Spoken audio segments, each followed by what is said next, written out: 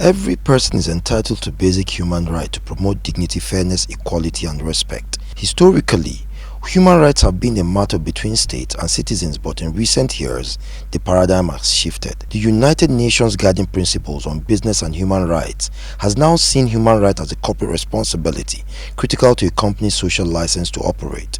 Under the Protect, Respect and Remedy framework of the Guiding Principles, states have a duty to protect the rights of its people, while the corporation is also expected to respect the entire spectrum of internationally recognized human rights to avoid infringement.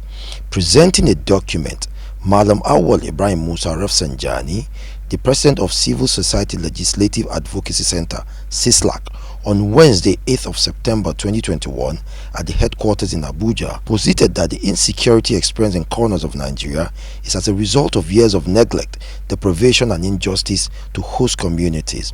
In one of the investigated cases in Awowo Akpali community, Kogi State, the community leader Honorable Ochojogu Okujibo lamented how the community had been contending with environmental degradation for a long time since the arrival of Dangote coal mining company. Stressing on the valuation of the lands, Honorable Okujibo said, since their coming to our community to start extraction activities, constitutionally they were made to pay some compensation of the land they were claiming for the exercise as licensed by the government. The community leader blamed the federal government and the Kogi State government for not reviewing the provisions of the law that states the compensation value of the land. Also in Onopi, Kogi State, where Dangote Group investment lies, Gago of Onopi, Audu Ibrahim, said there was no environmental impact assessment on our land.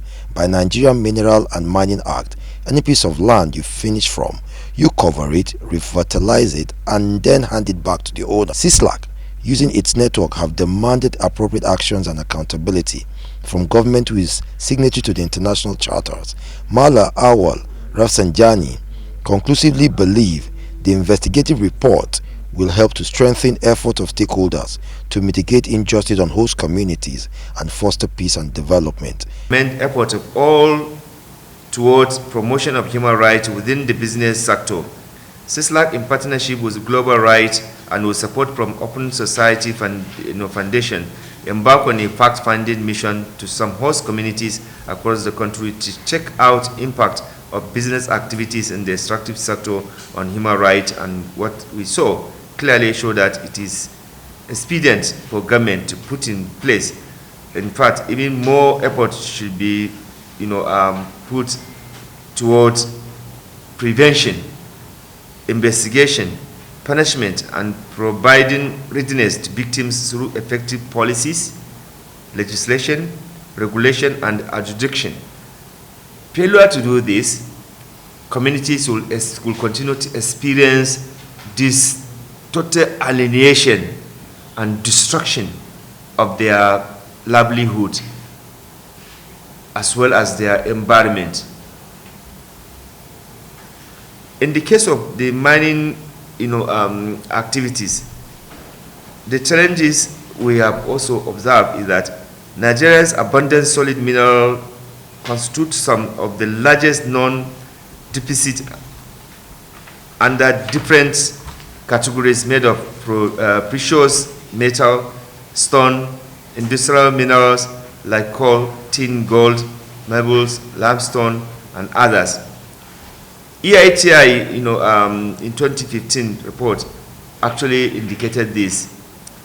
While mining holds the potential of prospering their host communities when done in a sustainable manner, Nigerian extractive industry is fraught with numerous problems, including fiscal injustice, environmental degradation, proliferation of abundant open mining pits, the vulnerability of women, children, and the disabled person to the rights violation, water and air pollution, negative impact on traditional livelihood, destruction of the ecosystem, and security challenges in Nigeria, particularly in the Niger Delta, and has left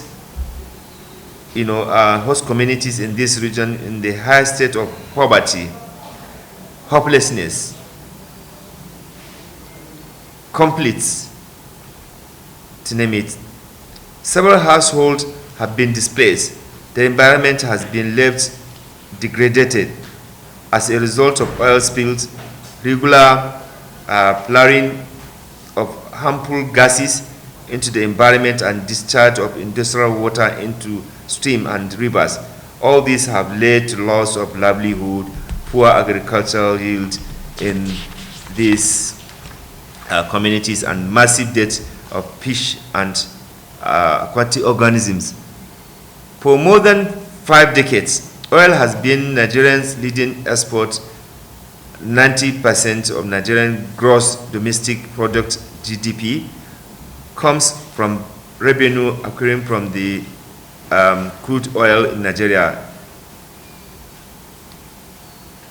As at December 2020, production of the oil crude in Nigeria was at 174,000 barrels per day, though it fluctuated substantially in the recent months due to the COVID-19 pandemic and global lockdown, which affected oil production globally and price of oil fell.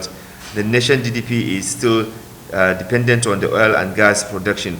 Actually, besides that, the illegal, bunkering, oil bunkering is what also is contributing to this dilapidation. Secondly, because of the poor metering system, which is done deliberately by those who are supposed to checkmate it, we are not even recording the accurate, oil that we are supposed to have. The metering system is completely compromised, and they know it.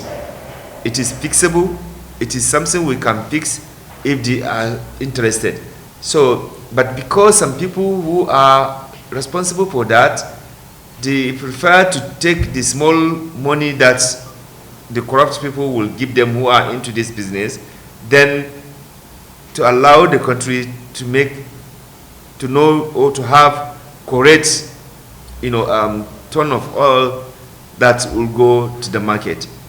So you can see that again, corruption has also affected our inability to even know exactly how much oil we are actually taking. Mohammed Jinadu, Voice TV Nigeria.